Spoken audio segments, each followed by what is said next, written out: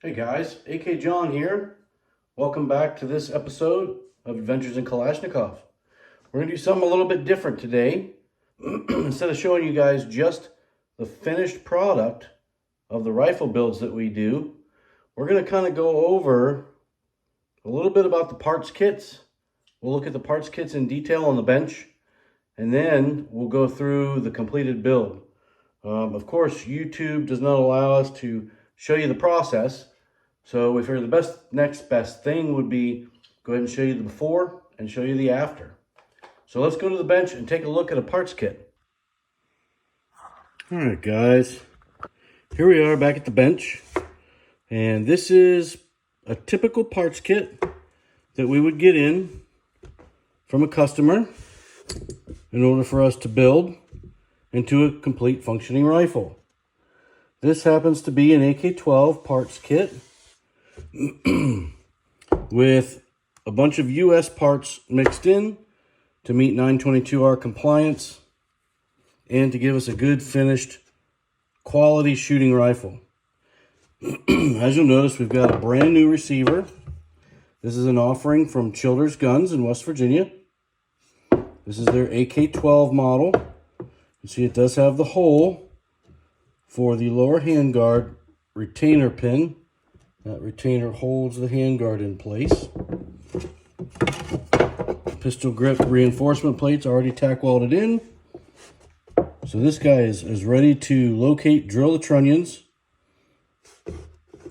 install the trunnions, and we can demill this trigger guard here, check our selector stop height, and adjust as needed, and then install that. Of course, the rear trunnion here needs to be freed from its original scrapped receiver. So we'll carefully drill these out, demill this, and it'll be ready to use. So yeah, really cool. Front trunnion. So this front trunnion from an AK12 kit, these are usually either trainer models or they're deactivated models. So we'll take a look at this one in detail here. You can see this lug, this on the top, has been milled away. So this would not work. You can see the difference between a good trunnion and this one here. This upper lug is intact. See the distance here to here versus the distance here to here. This upper lug has been milled away, so this front trunnion cannot be used. So this receiver, along with this original trunnion, is garbage. Don't let anybody talk into using one.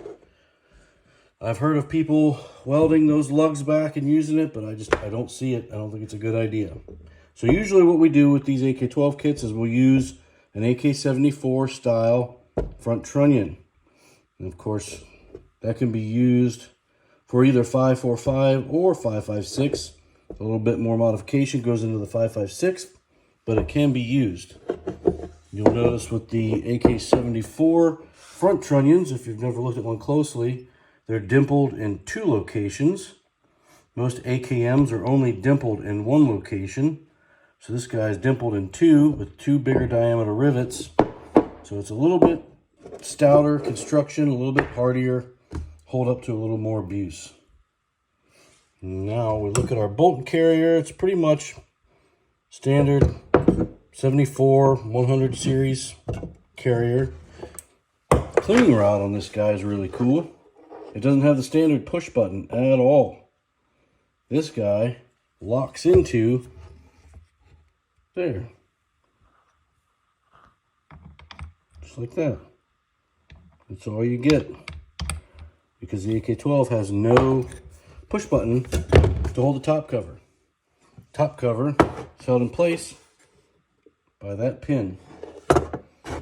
And that pin locks into the gas tube. This gas tube is welded to the front trunnion. Kind of like this. So you end up with a spring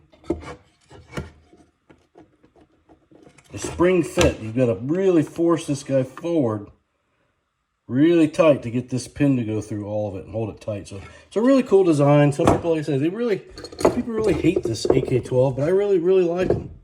I've had really good luck with them. They've all shot great. They've all been really good rifles, and I think they look pretty good. But yeah, so that's the gas tube.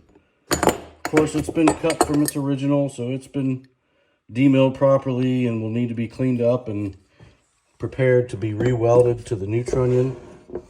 Here's the hand guards.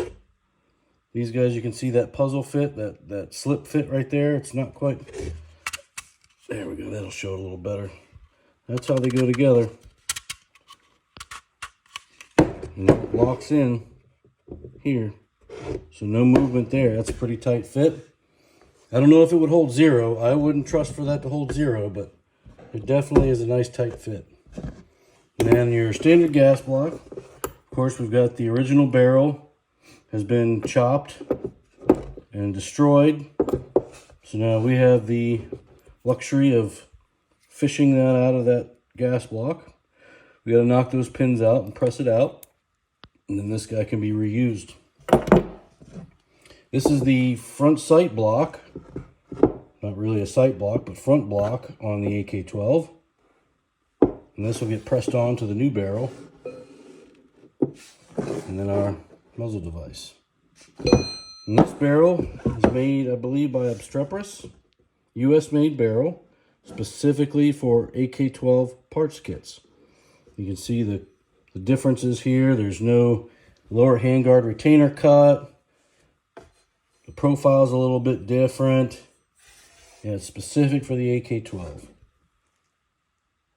Chrome line. Great barrels. They've been very accurate. So yeah, real quick overview of the process. You know, we will demill everything, get everything demilled, all the rivets out of it, and I guess de-riveted. Some people don't like the demill work because the demill's already been done because it's been cut and destroyed, but everybody uses it. So we'll de-rivet everything, remove all the rivets, get all the old parts cleaned up, get the new receiver drilled up, trunnions installed, trigger guard installed, rivets installed, everything in the barrel installed, gas tube welded in, rear cover, top cover fit, head spaced, and then we'll test fire this guy. And after test fire and 0, it'll come back to the shop, be completely disassembled, bead blasted, and painted with Russian black paint. So overall, it's just a quick overview of the process, what it might take to build one of these guys. And stay tuned, we'll have the finished product here soon. All right, thanks guys. Stay tuned. Boom. Just like that, guys. 15 minutes later, and this AK12 is together. This thing turned out beautifully. Everything fit perfect, shoots great.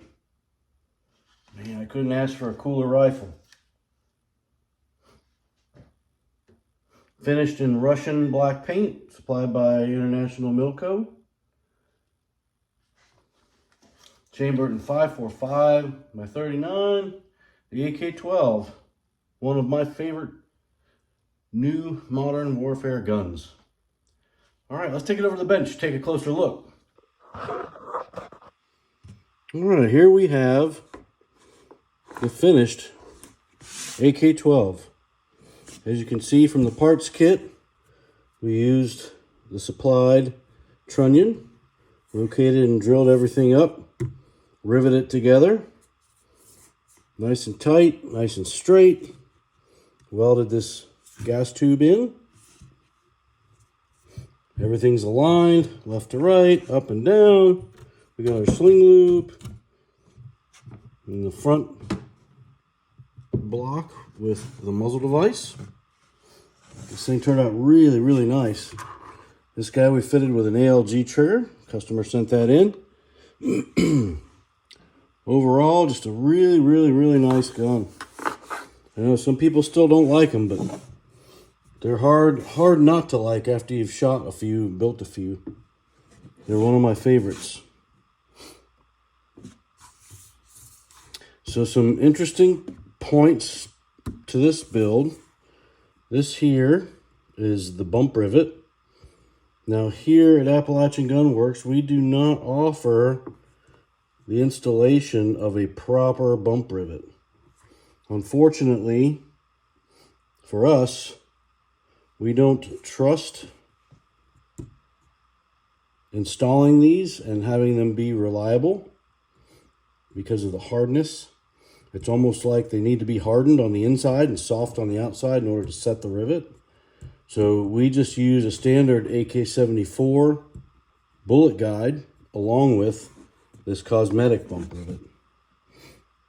Once somebody figures out the process on how to do that so the inside of the bump rivet remains hard enough not to wear, we'll definitely jump on that. And the good thing is we can come back at any time.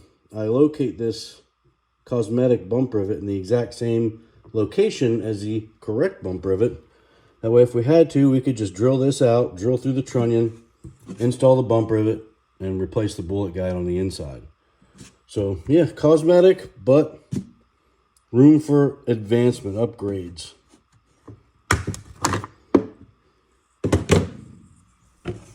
This handguard here has some nice pick rails mounted to the side.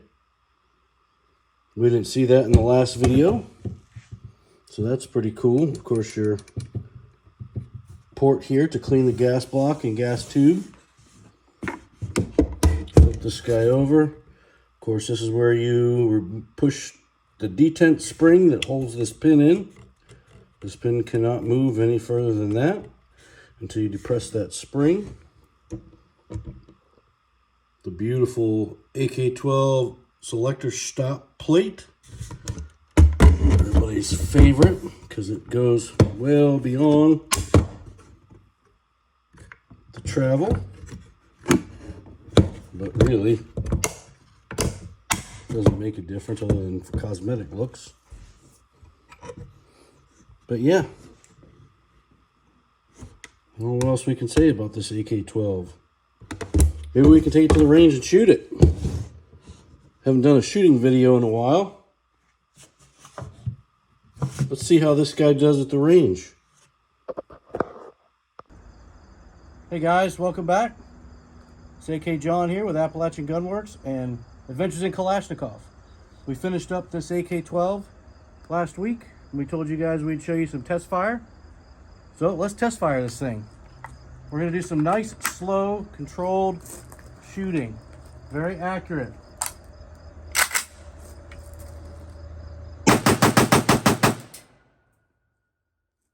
Very controlled, very slow. I'd say she's a good shooter. AK-12, you gotta love them. All right, guys, we're back from the range.